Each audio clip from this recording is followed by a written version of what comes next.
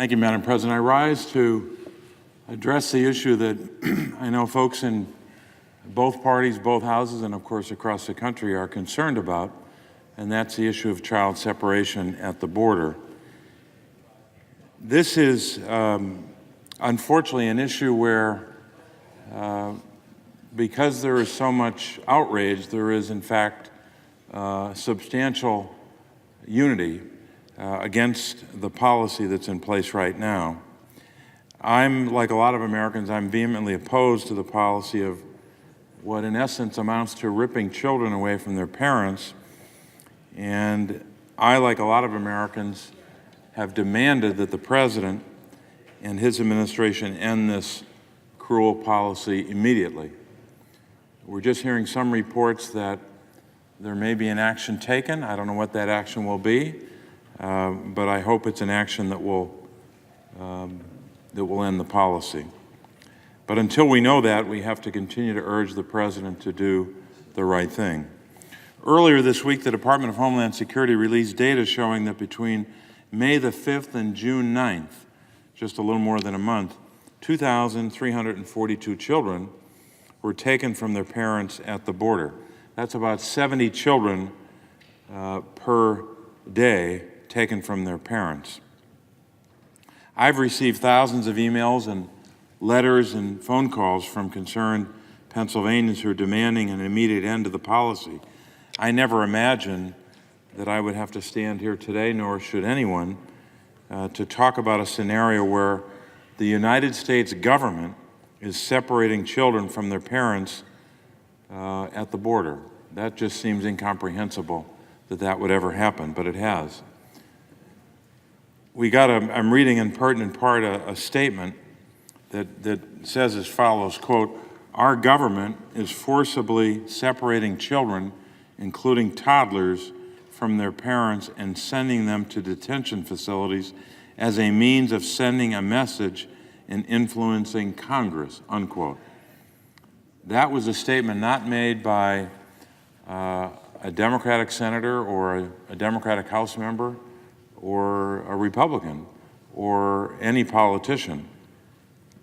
That is a statement, and part of a larger statement, I should say, made by Thomas Donahue, the President and CEO of the U.S. Chamber of Commerce, not someone who is very often lined up on the same side as Democratic senators, and I think that's an understatement.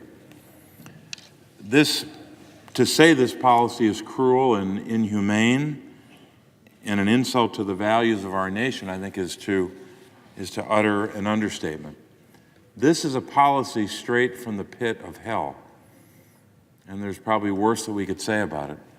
It's hard to comprehend that any administration at any time would propose, let alone implement, a policy where the policy results in children being separated from their parents. And unlike what the administration has tried to argue, this is not something about following the law or securing the border. None of those statements are relevant here. This is a conscious decision by this administration, contrary to the last two administrations, one a Republican administration, the other a Democratic administration, who decided not to separate children from their parents. But unfortunately, this administration decided to do just that. Many people have heard the statements attributed to the Academy of Pediatrics in the person of, and there are several different folks quoted about this, depending on what medical organization they belong to, but one of the most compelling was Dr. Colleen Kraft, president of the American Academy of Pediatrics, obviously an expert from an expert organization about children. She had visited a children's immigration detention facility in Texas earlier this month. Dr. Kraft called what she saw there and the systemic separation of children from their parents, quote, a form of child abuse. According to Dr. Kraft, once young children are separated from their caregivers or parents, they are likely to develop toxic stress in their brain. The toxic stress disrupts a child's brain development and increases levels of flight or fight hormones in their bodies. This kind of emotional trauma could eventually lead to health problems such as heart disease and substance abuse disorders. There is well-documented scientific evidence of the long-lasting harm that policies like this do to children. A professor of pediatrics at Harvard Medical School, Dr. Charles Nelson, said in the Washington Post yesterday, I'm holding the article here, the article's entitled, "What Separation from Parents Does to Children," quote, "The effect is catastrophic," unquote. That's from Dr. Charles Nelson, pediatrics professor at Harvard.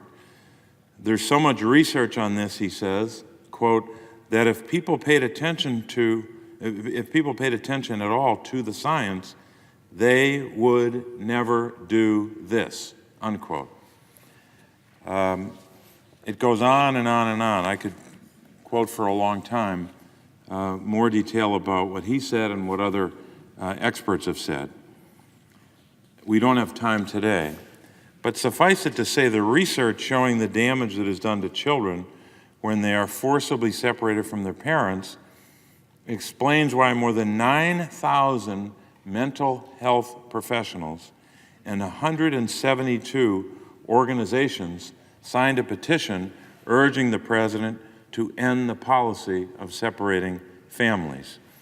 In this petition, the mental health professionals write that, quote, this is their words, quote, "From decades of research and direct clinical experience, we know that the impact of disrupted attachment manifests not only in overwhelming fear and panic at the time of the separation, but there is a strong likelihood that these children's behavioral, psychological, interpersonal, and cognitive trajectories will also be affected."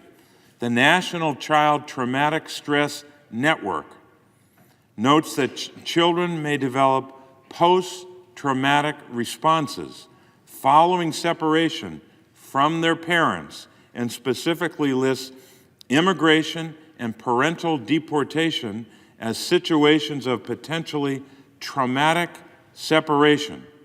To pretend that separated children do not grow up with the shrapnel of this traumatic experience embedded in their minds is to disregard everything we know about child development, the brain, and trauma, unquote. That's from the petition signed by mental health professionals across the country, 9,000 of them.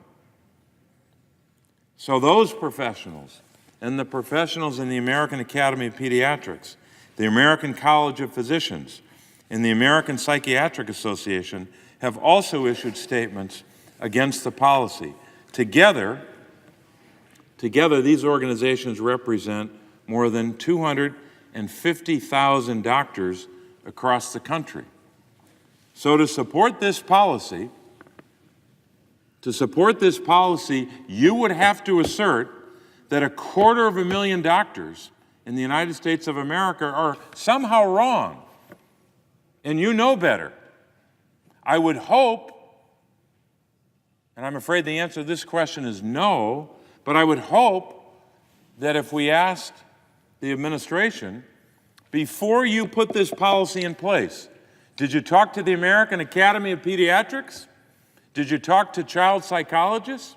Did you talk to the College of Physicians or other professionals who know something about children and trauma and long-term damage to their brain and to their development? Did you ask them about this? I'm afraid the answer to that question would be no, but I await the answer from the administration. I hope the answer is yes. Mr. President, Madam President, I know we have to go, and I have more here, but I won't use all of it. But we have to keep insisting over the next couple of hours and days that the administration takes action to end this policy today, which they could, which the President could, the Attorney General could. Now, I realize that sometimes in Washington people say, well, do something right now. Take action today, take action this week or this month. But in this case, today matters. Hours matter, days matter in the life of that child, more than 2,300 or more. And the projections are just going through the roof about what will happen over the next couple of weeks and months. So ending the policy today and reuniting child and parent matters a lot, because every day that goes by makes it worse for that child. And unfortunately, for some children, it might be too late. That traumatic event and the after effects, the hours and the days, even weeks now, that they have been separated might result in permanent damage. I hope I'm wrong about that. But days matter here, even hours matter. So we're hoping that the administration would reverse course on a policy which, I will say again and keep saying it, this policy is straight from the pit of hell, and it should end today. Thank you, Madam President. I yield the floor.